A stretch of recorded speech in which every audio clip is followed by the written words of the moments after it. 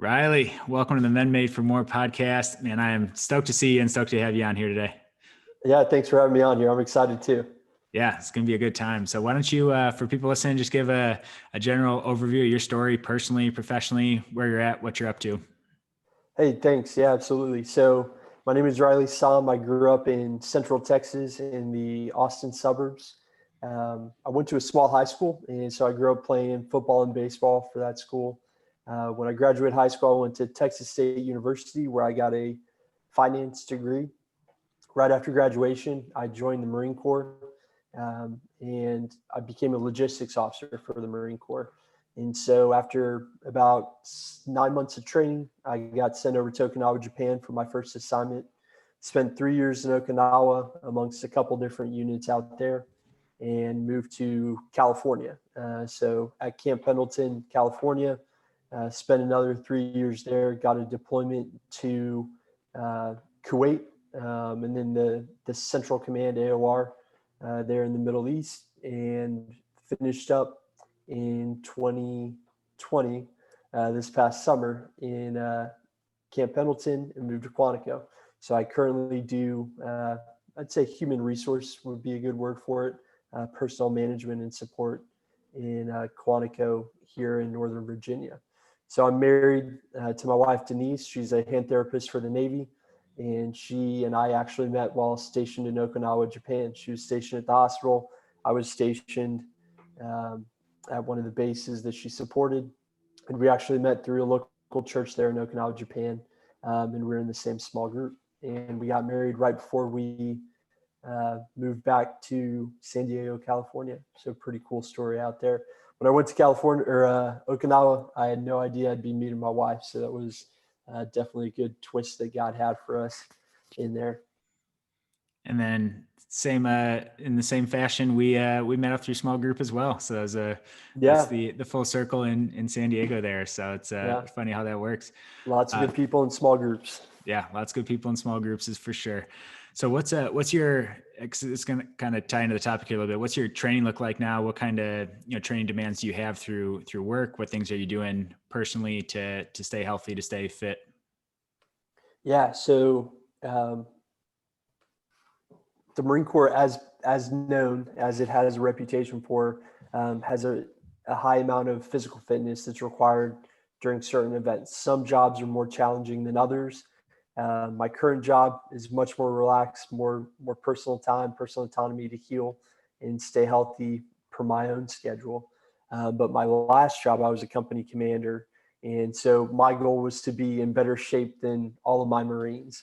And so my fitness goal was whenever there's a test or a competition of some type, I want to make sure that I train for it and that I'm in better shape than the 18, 19, 20-year olds, whether that be swimming, running, jumping, hiking, whatever type of physical activity.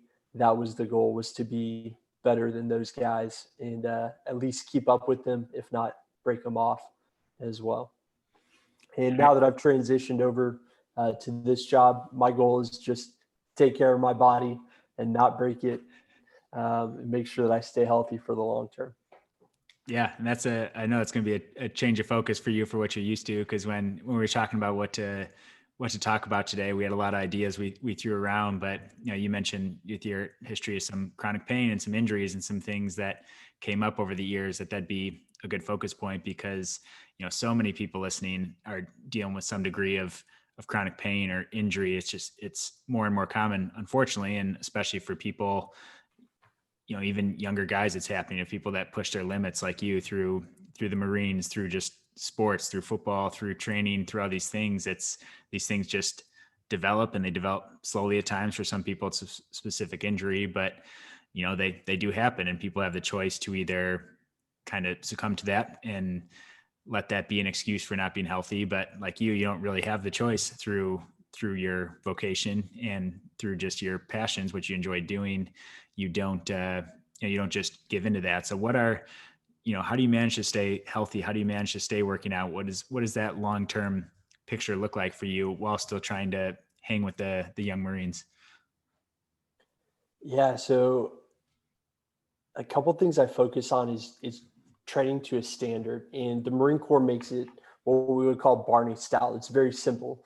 Is between January and June, you have to take what's called a physical fitness test, and that includes pull-ups, a plank, and for time, and then a 3 mile run. And so when I'm in that January through June timeframe, I'm trying to max out all of those. And for us specifically, the pull-ups is going to be 23 pull-ups, gets you max points.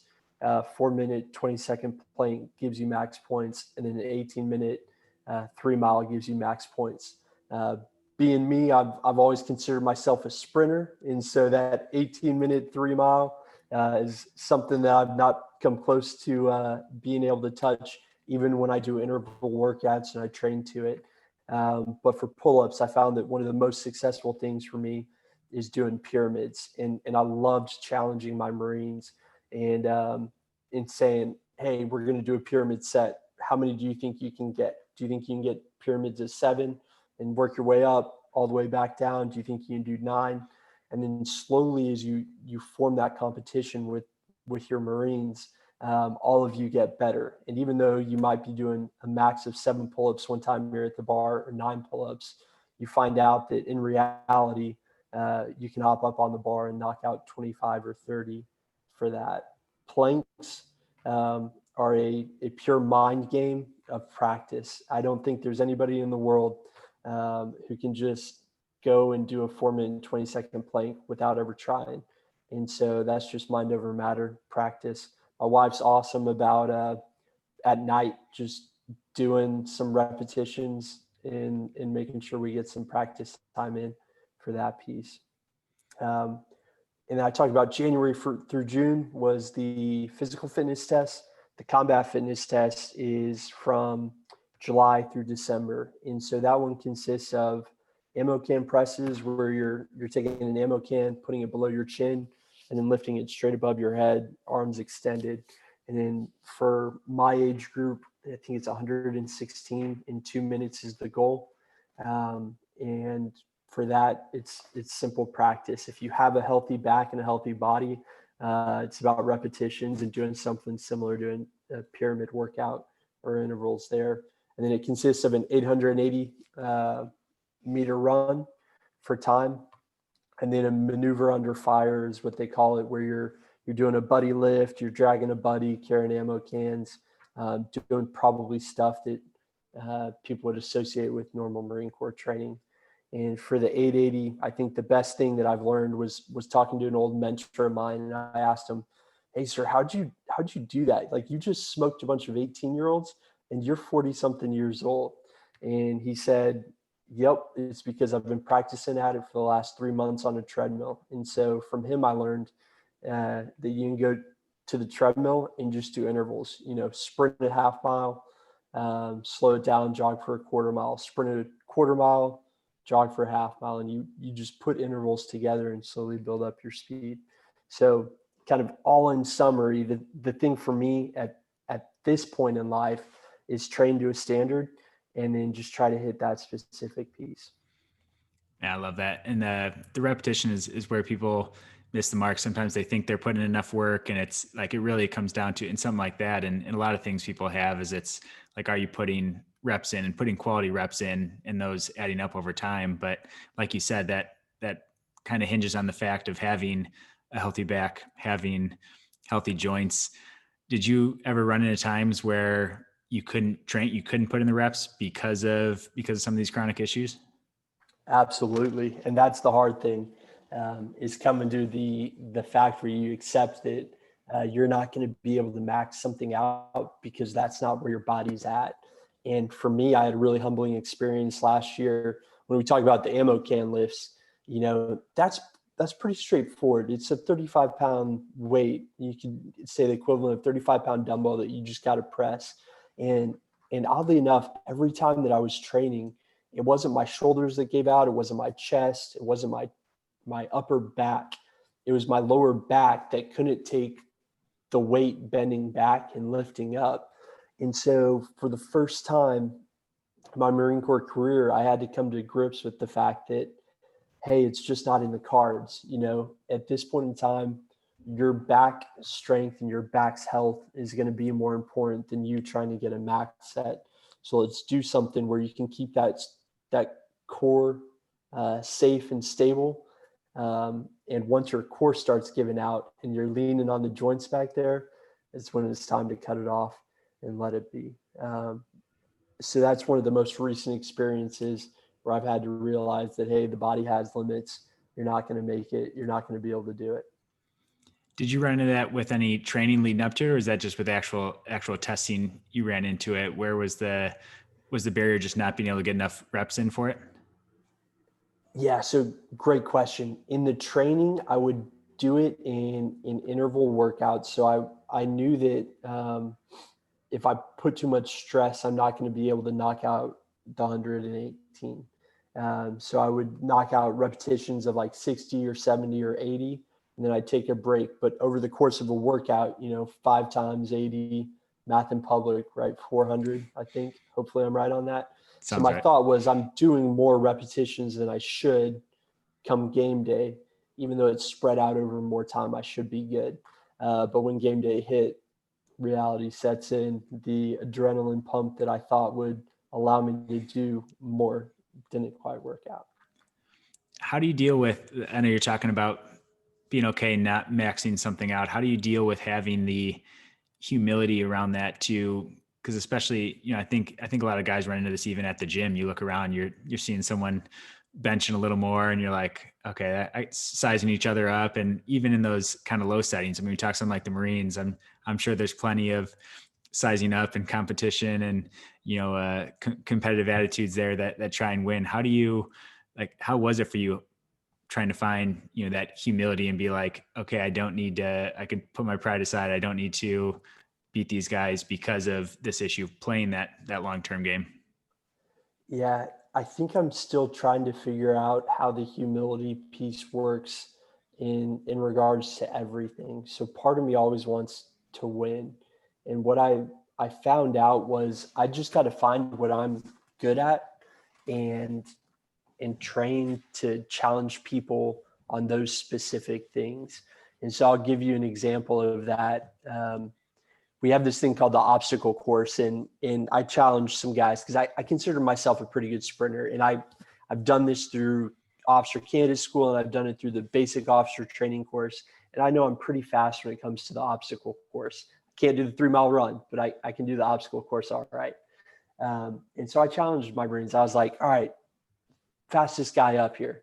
And they put this corporal up who's, I think, 21 years old. They're like, all right, he's our fastest guy. I said, okay, all right, we're going to race and see who gets the best. And we go out, we get about 60% of the way through, and I've got a decent lead. Like, I am cruising. And not to mention that, I've gotten through the hard part of the course. I've gotten through the technical part of the course. What I've got in front of me now is just hopping over some logs, and then climbing a rope. Real basic, real easy. I'm thinking it would be great. As it comes to that log, the first log that I've got to hop that's about chest high, my legs, my mind says jump, and my legs say, you already burnt yourself out. And I just ended up hugging that log and falling straight back down. And even worse, I hop up and I go to do it again. And my mind says, you got this. And my legs say, nope, not in the cards. Came back down. And it was that second one where this young 21-year-old, 22-year-old zips on past me. And I was definitely not able to catch up at that point. And in that moment, I realized that I'm not the person that I was when I used to be able to smoke people on that challenge and on that course. But I did realize that I can't physically outdo someone on that anymore, but I could probably outdo someone mentally. And so what I did is I started challenging people to pull-ups. And I said, hey, if you come challenge me to pull-ups on a Monday, we'll have a pull-up competition on Friday and we'll see who wins. Undefeated in a pull-up competition that I can plan for, right? Because I'm hoping that they do something stupid like on Wednesday night. They go and they're like, oh, I can go beat them. Let me see how many I can knock out. And they wear themselves out. Whereas Tuesday or Monday, I do my pull-up workout for the week, and then I let my body rest, and then I'm doing well. And so I I'd say there's still a little bit of pride left there, and I haven't accepted the humbleness of it. But what I've done is I've found a different way to be competitive based on a knowledge of uh, strengths and weaknesses, I guess. Yeah, that's great.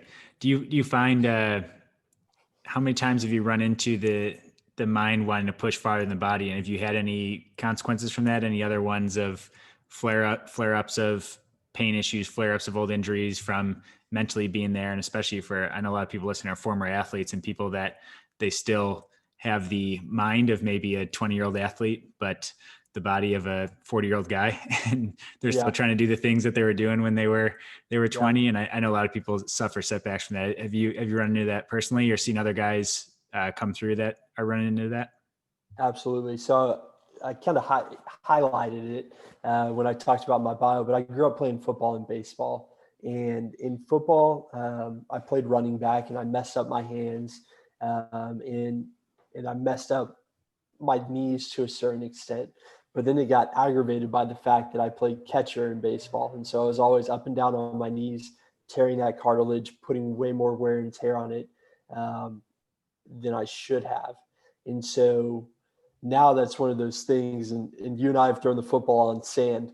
I've got to be careful the type of sand that I throw a football on, because if it's packed and compacted, I'm going to be okay. If not, I'm in trouble and I need to calm down. And personally, I've been blessed that I haven't had an injury, because I've been able to realize situations like that.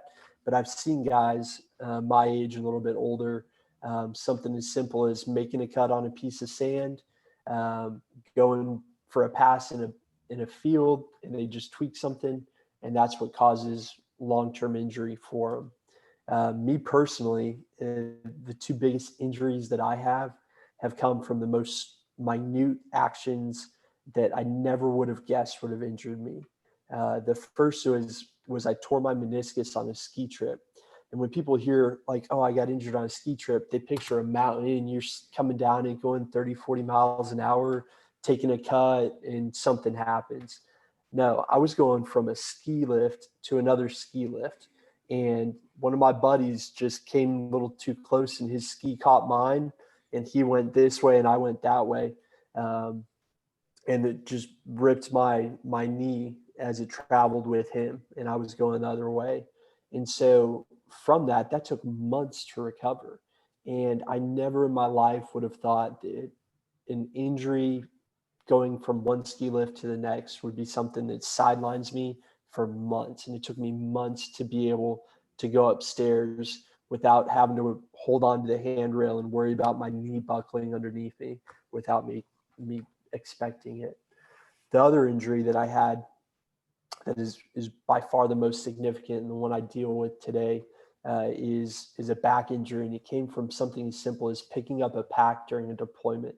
And I remember the moment I picked that pack up, and I had it between my legs, and I was doing the test of the weight, and I wanted to see if this was going to be too much weight and I could get it on my back. And there was just a little bit of pop when I pulled it up. I thought, man, that's weird. That was weird. Like I didn't have anything else to say other than that's weird. And the next morning I woke up and I had to log roll out of bed. I couldn't move. My back had completely locked up. And here I found myself 28 years old, not able to get out of bed. And for the next few months, sitting down was a challenge. Now, sitting down for extended periods of time on the wrong type of surface becomes a challenge. And it all ties back to a simple action of picking up a pack of gear. And so um, that's the thing is trying to understand how my body got to be this way from such small actions that, man, if I just did it slightly different, maybe I'd be better off now. Now, in your awareness of your body, do you think that was the one time small action though, at least in the case of the back, or do you think were there any warning signs leading up to that, maybe that your your body was getting worn down, or anything else going on that could have triggered that? That's a great question. Nothing comes to mind, but I do know that my core was not as strong as it should have been and I'm sure it still isn't. And it's something where as you're growing up, and especially playing football and baseball, baseball, they're talking about you need a strong core so you can rotate and generate power through your legs and put it into the bat. And you're like, yeah, whatever, dude, I'll be okay. And in football, they talk about a strong core because you want to be able to take hits and absorb hits so that it's your muscles absorbing it rather than your bones. And you get the stability from the core. It's something that I absolutely took for granted. And if I had a recommendation to people who are younger, especially in their teens, in early 20s, mid 20s, is your core is much more important than you think. And by core, I don't mean abs. The abs are like a byproduct of a lot of other things. Core strength is, as you are the expert, and I'm sure tell your listeners about, means much more than washboard abs that you can show off at the beach. Yeah, the quick side note on that is absolutely correct. Where those six pack abs you're seeing are not creating a lot of the actual stability at the spine that people are needing for that long term health. And there's a few episodes we did. I'll actually have to send one over to you, Riley. The Bulletproof Your Lower Back did with Dr. Kennis and the Charlotte Athlete. Is he talks all about back problems and core problems. So if you guys are looking for an episode on diving deep into the low back stuff, that's probably the one to check out. But with some of these chronic issues in general, I know you've connected it to like grief and stages of grief. Do you want to talk through a little bit on how you've kind of conceptualized that and your, the mental barriers of dealing with some of the chronic pain or some of these chronic injuries? Absolutely. So as I was thinking about how do I address chronic pain, the thing that kept coming to my mind, like you said, was the stages of grief where first you go through denial and you think, man, I'm still young. This is something that happens to old people. Surely my 28-year-old body's not old. Surely my 35-year-old body's not old. Surely my 55-year-old body's not old. I get a kick out of my parents who say, oh, no, I don't want to do that. That's for old people. And I'm looking at my parents saying, come on, people, don't you realize you're old? But what I've realized is all of us, to some extent, have a denial about where our body physically is at. And I say all of us, maybe I'm the only guy, but I assume there's more people who just don't admit that they can't do what they used to do when they were 16, 18 years old.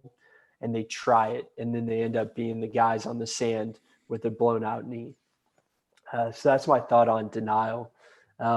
Anger being the second stage of grief. You get frustrated because you can't do what you once did, and you start blaming your younger self, saying, for me, man, why was my 16-year-old self playing catcher and not taking care of myself, not strengthening my core, not looking out for my knees, not doing the actions that I needed to do?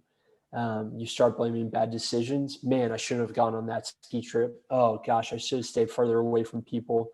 And then you start blaming people who are trying to help you recover.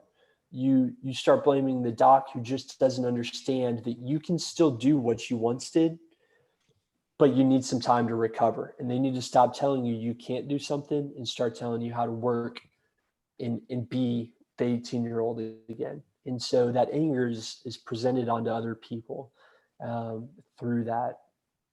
The next stage being bargaining. And this is one where I don't know if I've completely come out of the bargaining phase. And with the stages, you hit all of them at different times. It's not like it's a flow through process. You have little glimmers of all of them sometimes somewhere. But for me, I remember thinking, all right, after I blew out my back, I thought, okay, this is okay. Instead of lifting weights, I'm going to do triathlons instead. And I started swimming because my wife is a fantastic swimmer, and swimming is great. Like that works so many different muscles of your body, and it develops you in such a different way. Talk about that core strength as well. But then we hop on the bike, and I found myself spending 3 hours on a bike. Well, that's a terrible decision when you got low back problems, because you're sitting on a tiny little piece of support, and all the weight is running through your back and channeled onto the spot where you have a problem. And so my bargaining ended up turning into causing more pain, because what was a great 2-3 hour bike ride in training turned out to be a week's worth of trying to recover and just be able to sit down later on in the week. Um, the next stage of grief is depression. And for me, that manifested itself when you think, man, I'm 30 years old and I can't sit down for more than 20 minutes.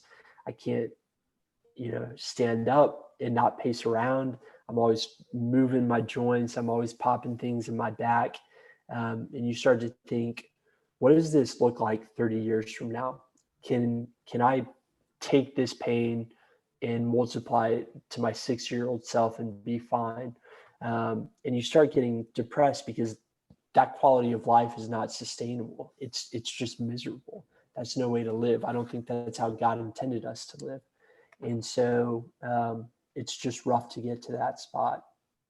And then finally, you get to acceptance. And the thing I'll highlight with acceptance is no one's ever going to care more about your body than yourself.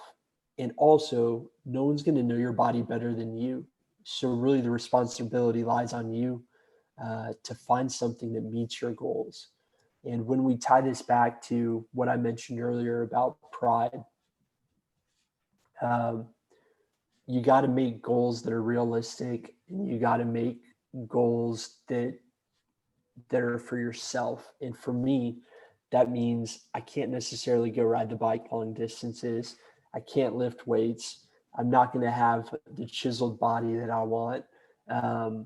A good workout for me some days is probably going to be stretching or rolling out muscles or using the percussion hammer. That's where I'm at in life. And so acceptance is understanding that the workout that you wish you had, the lifestyle that you wish you had, may not necessarily be for you, but that's okay. And I'll be the first to admit, I don't even think I'm at the acceptance phase yet. I think I'm still somewhere in the bargaining phase and the denial phase. But I have my moments where I realize that, hey, it's just not for me. I got to look at something and hope that one day maybe I've got the health where I can do other things. No, I appreciate you sharing that. And I was going to ask which phase was the hardest to get out of, but bargaining and denial seem to be the ones that you bounce Bargaining back and and forth on. denial. Yeah. Yeah, absolutely.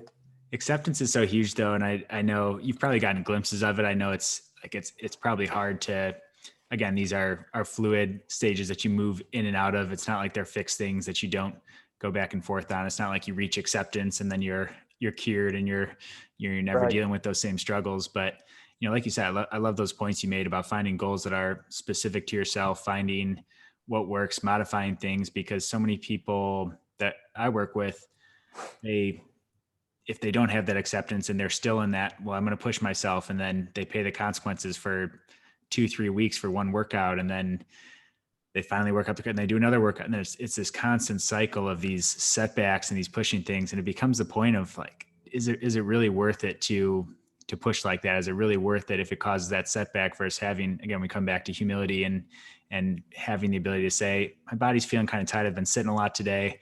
I probably shouldn't go crush a hard workout. My body might need just a little bit of stretching and a walk, or, some light cardio or something. But that's hard for people to get to. And do you have any like check-ins you're using mentally, or any things that you're doing to determine when to work out harder, or when to, do more of that stretching, rolling? Or is it more schedule based, I guess, if you have that already programmed in? It's all about how I wake up feeling in the morning. And, I always go to bed with a goal. And so, for example, today, my goal was to go do my sprint workout, training for that combat fitness test that I mentioned. So I was planning on hopping on a treadmill, but I woke up with a real bad knot in my back. So congratulations, Riley. You're doing yoga this morning. And so for me, it's just waking up with the understanding of hey, I'm going to be adaptable. Always go in with a plan, because if you don't have a plan, you're going to wake up in the morning and you're probably not going to want to do it. Or if you're an afternoon workout guy, there's always going to be another thing that takes precedence. So always have a plan. But if you get your routines down, it's easy to adjust it and modify it to something that fits where you're at in that phase in life. And then having someone who can just check up on you. My wife is fantastic about saying, hey, you're grunting a little too much, or you're getting up slow, or I can tell that something's different. And you're like, oh yeah, I've been trying to ignore that all day. Maybe I should not be ignoring that. Maybe I should take an action to help heal from that. Accountability is a powerful thing, and sometimes we need that to get out of our own heads, or we easily downplay that. Oh yeah, maybe this is a bigger deal than I thought it is. Absolutely. A good accountability is fantastic. So I hope everyone can, whether it's a spouse, a friend, that one person who can look at them and say, hey, I see something's off. Let's talk about it. Mm-hmm. Do you have any other areas you're using, other areas of life you're using to focus on, or other things you're spending more time on because of this? Because I know, I've had, I wouldn't say maybe chronic injuries, but things that have come up that have put me out of training for sometimes weeks at a time, sometimes, on the long end, 6 weeks or so. So nothing real long term, but at the same time, those were always opportunities that I used to, I'm like, hey, I should probably clean up my nutrition a little bit. I should probably spend some more time sleeping or relaxing or managing stress. Are there any things you're working towards in place of the physical fitness? Because a lot of people, when they lose that, like we said, it can be an identity thing. It can be something that's hard when people are so used to being that guy that works out every day. And then you have to fill that with something. And I think if we're not filling it with something productive, we could, fill it with something that can actually be harmful. Are you intentionally focusing on anything with less time, maybe less energy put towards training? Yeah. And my wife, given her background in occupational therapy, she had a phrase that has really stuck with me. And she says, focus on health and wellness. And so most of us say, like, I want to be physically fit. But, if I had to pick two things, if I could be healthy and well, I think I'd be good. And so I look at health and wellness is this huge bubble that comprises so many things. From, as you said, it's nutrition, it's exercise, and exercise could be walking, it's stretching, it's um, exercises such as yoga, chiropractor, getting sunlight. I think for me personally, I can feel that I need sunlight, and especially a struggle in the winter. Um, so there's all this stuff: chiropractic care, physical therapy, dry needling, the percussion gun. And so when you look at all those things, there's so many things that you can supplement to yourself, even if you're not getting that workout. So if you're the afternoon workout person, you're like, you take a break from work or a late lunch, whatever it may be, you can still go for a walk and you knock out the exercise and the sunlight piece. And I think that's what I've learned is there's always some kind of health or wellness activity that you can supplement into what was once physical fitness. I love that. I think people need to hear that, because when fitness gets taken away, people just assume it's like, well, I can no longer be healthy, but healthy and fitness are two totally different things. Fitness is a big piece of that, but there's a lot more to being healthy than just being fit. And all those things you mentioned are great. And with sunlight, man, I think you just got to come back to San Diego at some point to Yeah. get a little more sun in the wintertime. I hope so. If only we'll see what the Marine Corps has in store for me a couple of years from now, but you won't find me complaining about the sunshine. Of course. And a question I wanted to get to on this too: how's your faith been strengthened? What's God teaching you in this season? Because it's, there's a lot of, like we said, there's identity things. There's, being a Marine and having chronic pain and not being able to compete the way you want probably has its challenges, and as well as, just like you said, sitting for a long time, doing with your family, with like hobbies, things that are all affected. So what's God teaching you through this? Yeah, God has taught me to just swallow my pride and admit that I'm not able to do everything that I want to do and everything that I think I can do. Um, and that's been hard. And I've hit on that a couple of times just in our conversation, but it's really a struggle to realize that, number one, I might not think I'm old, but I'm old compared to somebody, and my body's having trouble. So that's a big change there.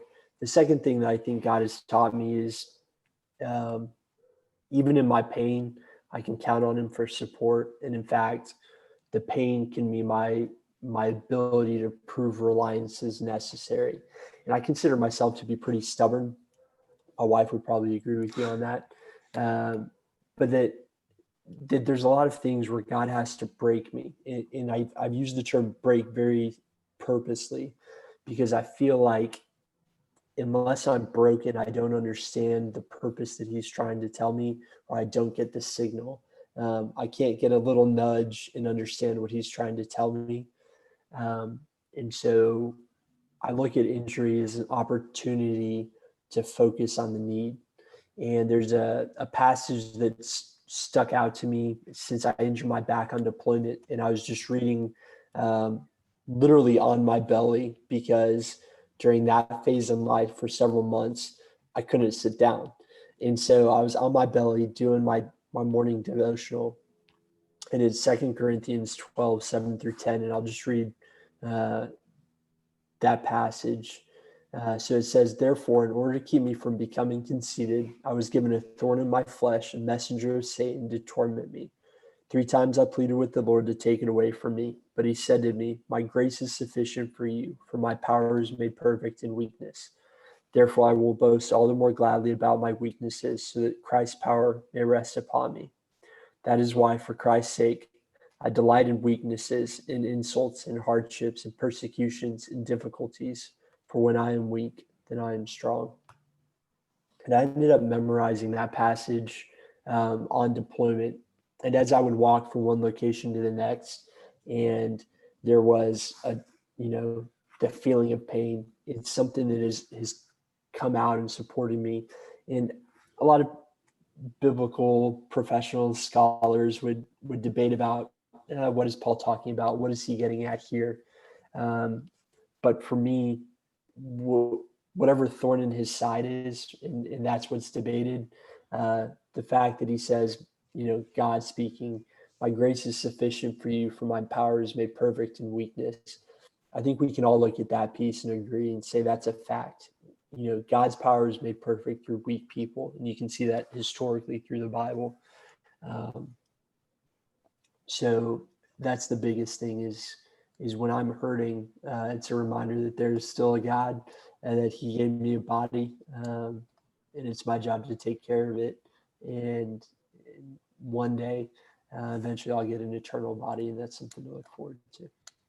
I love that, man. So well said, and appreciate you sharing that. And as we start to wrap up here, I kind of want to, I'm kind of on the fly here, changing this one of the last questions a little bit. We talk about on the show a Yeah. lot about vulnerability as men and how, on the outside, there's always these appearances of having it all together. And we look at the outside at happy looking marriage, happy looking families, happy looking careers, healthy external bodies, and things that, give the appearance of success and give the appearance of maybe an easier, comfortable life. But we know there's a lot of, challenges and a lot of vulnerabilities that don't get shown on the surface, and that guys are, especially guys. And man, I'm talking to a Marine here, so I know how much even more it is to probably show emotion and to, show vulnerability and show weakness, these same things you're talking about. But what other times in your life you talk about this? And I love how you said it, that like when God breaks you down to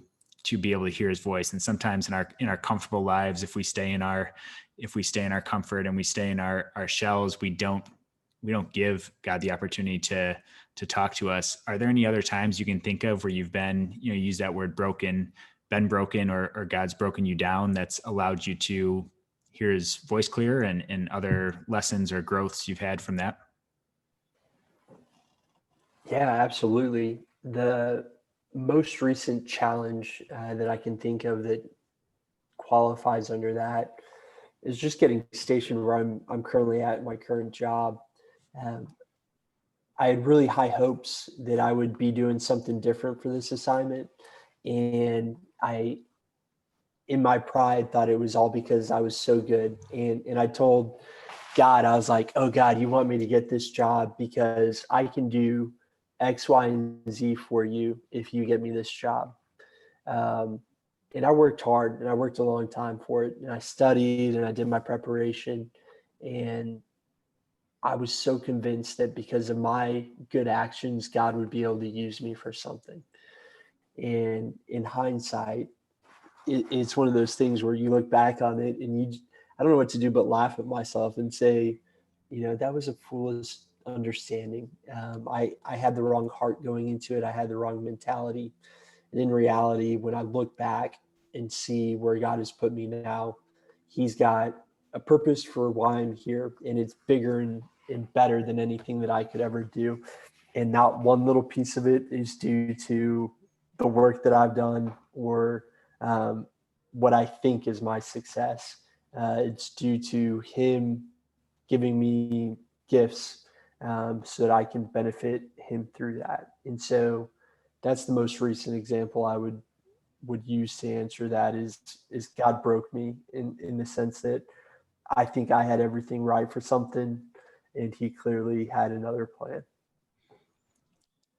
Yeah. And those things can be hard to swallow. That's like we said, our pride gets in the way, and it's tough. And I appreciate your vulnerability with that, to just, it's a lot easier in hindsight to see it, but I know going through that is not an easy task once you're right in the thick of it. And for people Yeah. that are going through that is a much different story. Yeah. It's it's always good to be on the back end of it and look back and understand it. But I'm stubborn, and as I'm going through it, I think I got it all figured out.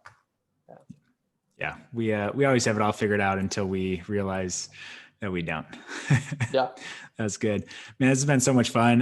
Got one more hypothetical question to ask you. Yeah. And Send it. I prepped you for this one. This one we ask all our guests. You got 60 seconds. You run into younger Riley. So Riley, 10 years back, and you're leaving work. You're on your way to a full day of work. You can't miss it. You only got 60 seconds to talk with him. He's asking for some life advice, looking for some guidance. What are you saying to him? What advice are you giving to him? Yeah. So I'm glad you gave me the heads up on this because I really hope this happens one day and I'll actually be You'll prepared. know.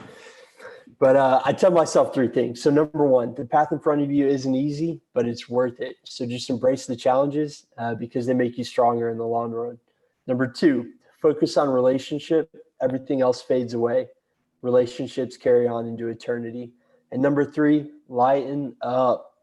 Don't worry so much about what is expected of you, how they perceive you, or what they want you to do. Just have fun, enjoy the adventure, and go on an adventure.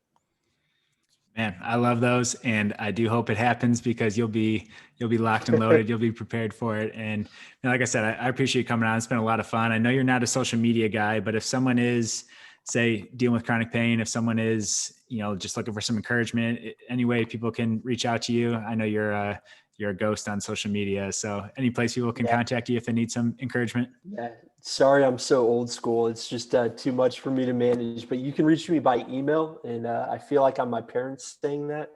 But email, it's Riley RILEY .sahm SAHM @gmail.com.